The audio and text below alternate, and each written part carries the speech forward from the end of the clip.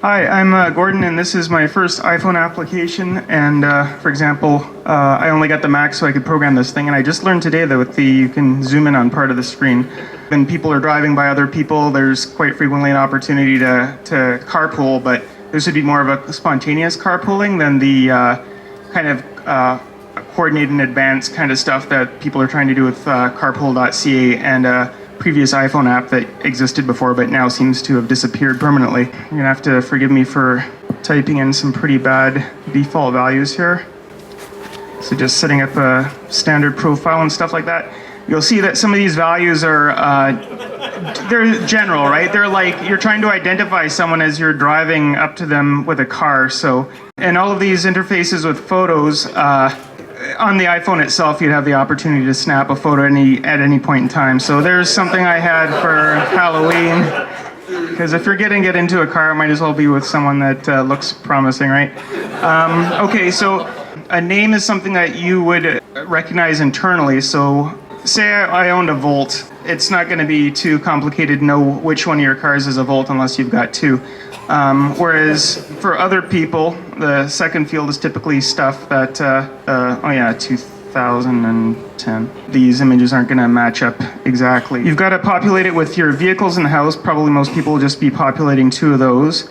This could be home for me, but I want other people to see Marta Loop because maybe I don't want them to know that that's my home that they're dropping me off at or something like that. A lot of this stuff didn't occur to me at first, but the general idea is that security is probably the biggest issue why people aren't carpooling or hitchhiking. Also, there's legal issues in Calgary. But I mean, basically, a lot of this is about trying to make it so people can't try to socially engineer picking up someone when it's someone else, right? Like, for example, when you put a name in your profile, I would only put in the letter G or a name that wasn't mine. You know, you could socially engineer something if you're like pulling up on the sidewalk and you're like, hey, Gordon. I'm like, oh, I must know you. I get in the car and then stab, stab, stab, right? So here we're marking any destination. So GPS coordinates for, California, where this GPS goes to if you don't have a real phone. With needing a ride, you'd just be designating a destination. If you're offering a ride, then you would first select a vehicle, then you'd select the location you're headed to. And here's where the demo kind of gets boring because I haven't yet built the back end. So obviously there's not going to be a lot of carpooling taking place until I get the server side up and running. Boo.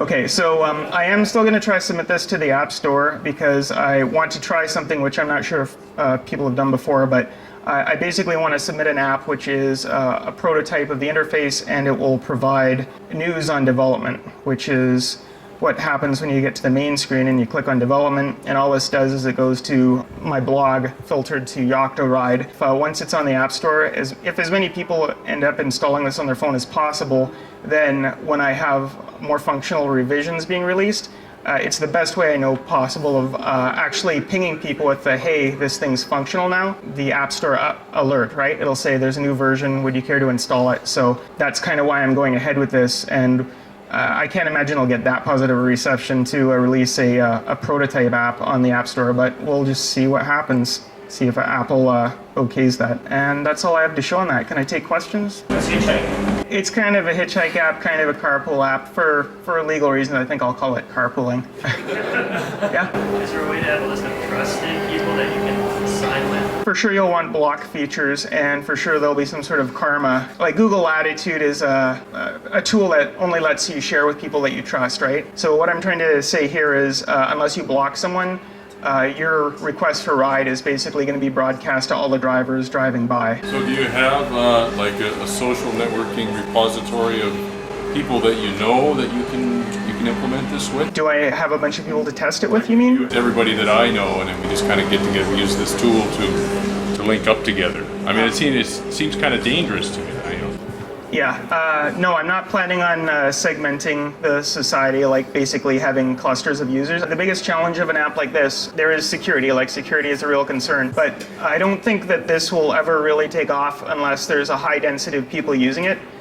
So when I have a functional app, I'm going to really be pushing this hard in Calgary because the odds of getting enough people that you can actually get a driver and a passenger to hook up and it'd be convenient for both parties, I don't think I can make it work by narrowing the number of people that can possibly use it.